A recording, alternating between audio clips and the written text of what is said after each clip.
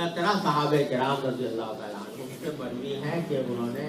نبی کریم سرور دو عالم صلی اللہ علیہ وسلم سے کسی نہ کسی طرح اس رات کی فضیلت کے بارے میں کوئی بات کی، اور یہ درست ہے کہ ان میں سے اکثر حدیثیں ایسی ہیں کہ جن کی سند بہت زیادہ مضبوط نہیں ہے، کمزور ہے، اور بعض ایسی بھی ہیں جن کو حسن کے درجے تک پہنچایا جاتا ہے۔ لیکن یہ محدثین کا جانا پہچانا طریقہ ہے کہ اگر فرض کرو کوئی حدیث اگر کمزور بھی ہے لیکن متعدد ذرائع سے آ رہی ہے، بہت سارے ذرائع سے آ رہی ہے، تو وہ اس میں قوت آ جاتی ہے۔ ایک بات ہے آپ نے ایک آدمی سے سنی، چاہے وہ آدمی قابل اعتماد ہو یا نہ ہو، لیکن وہی بات دوسرا بھی کہہ رہا ہے، تیسرا بھی کہہ رہا ہے، چوتھا بھی کہہ رہا ہے، پانچواں بھی کہہ رہا ہے، یہاں تک کہ 8 10 12 آدمیوں نے کہا، تو پھر اس سے ایک آدمی کو کسی درجے میں اعتماد ہو جاتا ہے، کوئی بہت سارے لوگوں نے یہ بات کہی۔ اسی طرح حضرات محدثین فرماتے ہیں کہ جو اگر کوئی حدیث متعدد طرق سے آئے، متعدد ذرائع سے آئے، تو وہ قابل قبول ہے، ایک بات۔ دوسری بات یہ کہ اگر کوئی حدیث اگرچہ سند کے اعتبار سے کمزور ہو، کمزور ہونے کا معنی ذرا سمجھ لیجیے، سند کے کمزور ہونے کا معنی یہ ہوتا ہے کہ اس میں کوئی راوی ایسا ہے کہ جس کے حافظہ اعلیٰ معیار کا نہیں ہے، یا اس کے حالات پوری طرح معلوم نہیں، تو اس وجہ سے اس کو کہہ دیتے ہیں یہ کمزور ہے۔ لیکن کمزور آدمی ہمیشہ تو جھوٹ نہیں بولتا نا بھائی، کمزور اگر کوئی آدمی حافظہ کمزور ہے کسی کا، میرا بھی کمزور ہے تو، لیکن اس کا مطلب یہ نہیں ہے کہ مجھے کبھی کوئی بات یاد ہی نہیں رہی، یا اگر میں کمزور ہوں تو جو بات بھی کہوں گا غلط ہوگی، تو اس میں صحیح ہونے کا بھی احتمال ہوتا ہے، غلط ہونے کا بھی ہوتا ہے۔ لیکن جب بہت سارے لوگ اس طرح کی بات کہتے ہیں تو پھر اس کے اندر ایک قوت آ جاتی ہے۔ تو ایک اصول محدثین کا یہ ہے کہ اگر اسناد کسی حدیث کی کمزور ہے لیکن امت کا تعامل چلا آتا ہے، یعنی بڑے بڑے صحابہ تابعین کے وقت سے لے کر لوگ اس کے اوپر عمل کرتے چلے آ رہے ہیں، تو بھی اس سے پتہ چلتا ہے کہ یہ بے اصل نہیں، اور ایسی بہت سی مثالیں آتی ہیں۔ تو شب برات کے بارے میں بھی ایسا ہی ہے کہ اس کے بارے میں ایک طرف تو حدیثیں مختلف ذرائع سے ہیں، اور دوسرے اس کے اوپر امت کا تعامل بھی چلا آتا ہے، لہذا صحیح بات یہ ہے کہ یہ رات فضیلت رکھتی ہے،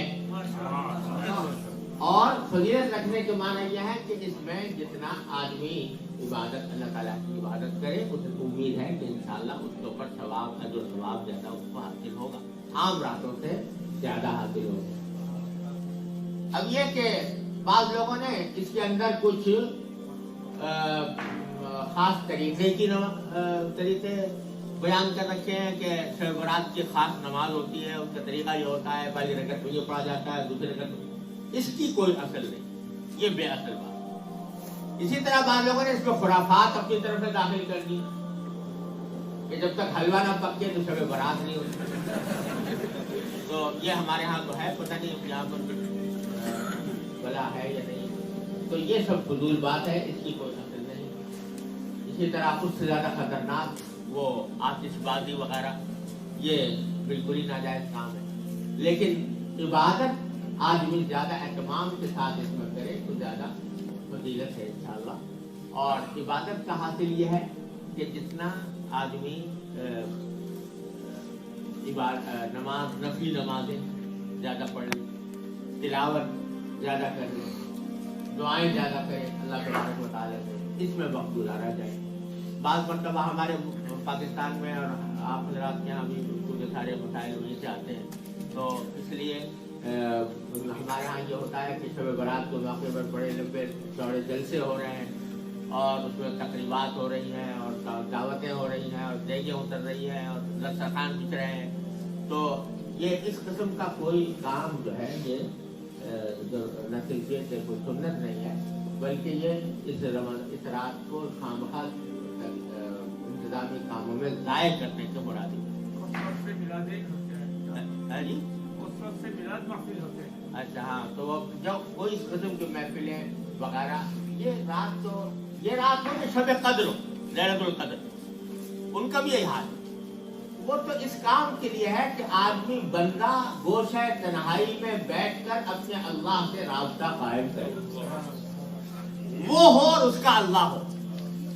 तीसरा कोई ना हो। ये असल में इस काम के लिए होता है। इसी वास्ते इसमें नफलों की जमात भी मकरूह है, जमात भी नहीं। मकसद यह है कि हर बंदा अल्लाह से अपने राब्ता कायम करे और बराह रास्त कायम करे, किसी वास्ते के बगैर कायम करे। दूसरे जो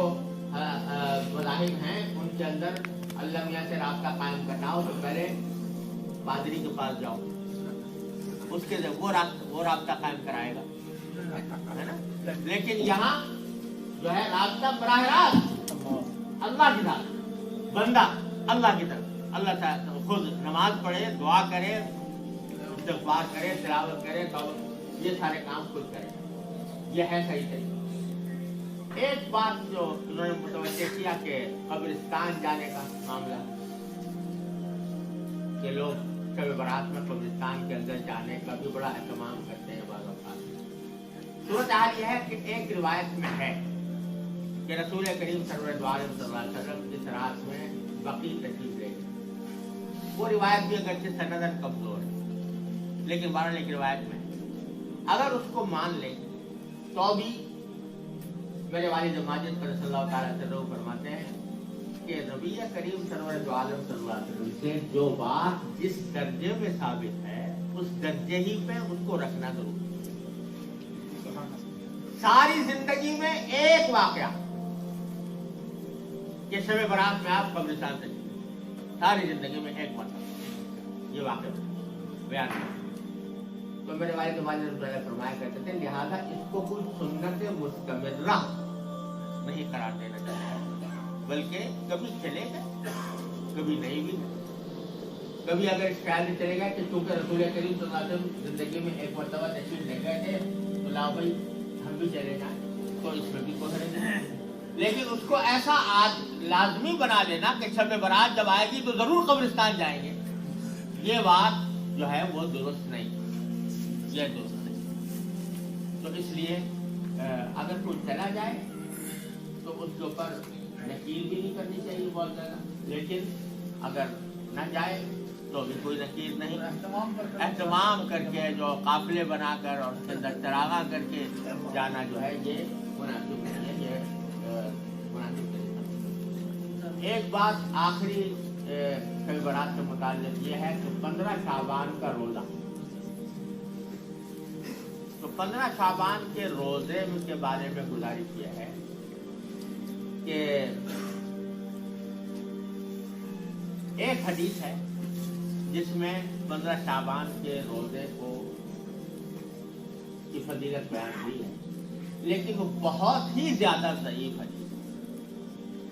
और मुहद्दिसीन ने फुक़हा ने उसके ऊपर अमल नहीं किया। चुनांचे फुक़हा किराम जहाँ नफली रोज़ों की तफसील बयान फरमाते हैं वहाँ 15 शाबान के रोज़ों में रोज़े का जिक्र नहीं फुक़हा की किताबों में। लिहाजा सही बात यह है कि शाबान के सारे ही दिन रोज़े,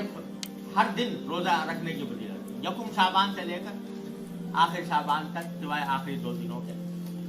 बाकी दिनों में जिस दिन भी रोज़ा रखे आदमी वो फजीलत है, तो इस दिन भी फजीलत